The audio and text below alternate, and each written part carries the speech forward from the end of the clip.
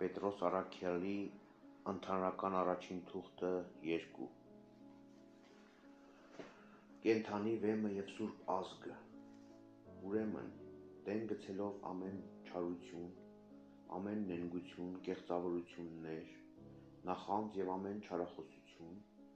որպես նորածին երեխաներ, միշտ փափագող եղեք բանական և անխարդախ կաթին, որպեսզի նրա միջոցով աճեք փրկության համար, քանի որ արդեն ճաշակել եք, որ քաղցր է Տերը, մոտեցեք նրան, կենդանի վեմին, որը, թեպետ մարդկանցից անարգված, բայց Աստծու առաջ ընտրյալ և թանկագին է, և դուք, իբրև կենդանի վեմեր,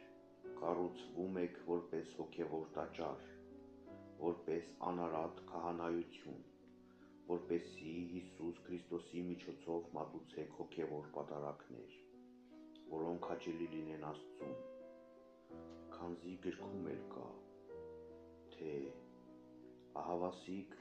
ընտիր վեմ եմ դնում Սիոնի մեջ, թանկագին անկյունակար, և ով նրան հավատա,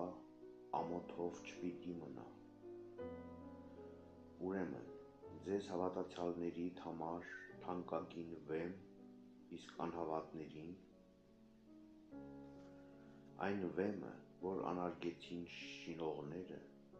այն եղավ անկյունակար, ինչպես նաև վեմ գլորման և վեմ գայթակղության, որով գայթակղվում են խոսքին անհնազանդ եղողները, և նրանք հենց այդ բանի համար էլ սահմանված էին, բայց դուք ընտիր ցեղ եք, թագավորություն, քահանայություն, սուրբ ազգ, Աստծու սեփական ժողովուրդ, որպեսզի ձեր առաքինությունները նվիրեք նրան, ով խավարից ձեզ կանչեց իր սքանչելի լույսին։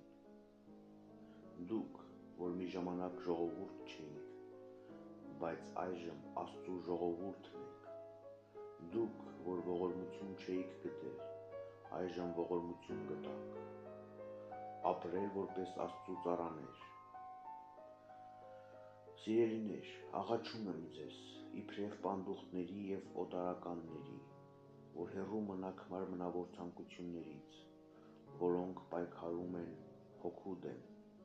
և ցույց տաք ձեր պարկեշտ վարքը հեթանոսների մեջ,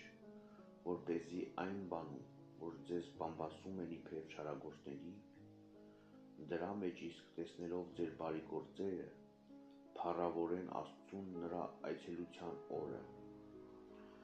քրիստոնյաների պարտականությունը իշխանությունների հանդեպ։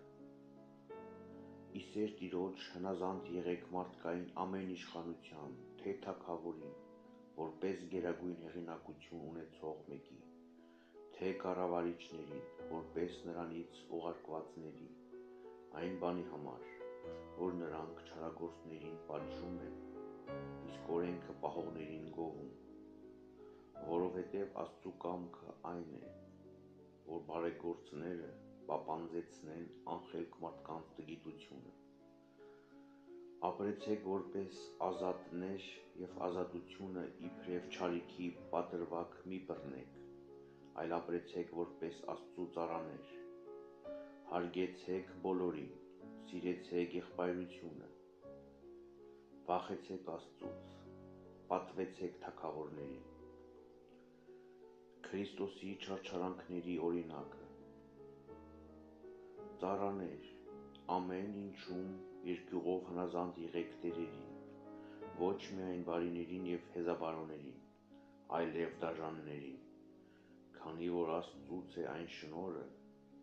երբ մեկը հանիրավի վիշտ է կրում բարի խղճով, քանզի ինչ երախտիկ կունենաք, եթե մեղանչելուց հետո տանջվեք և համբերեք,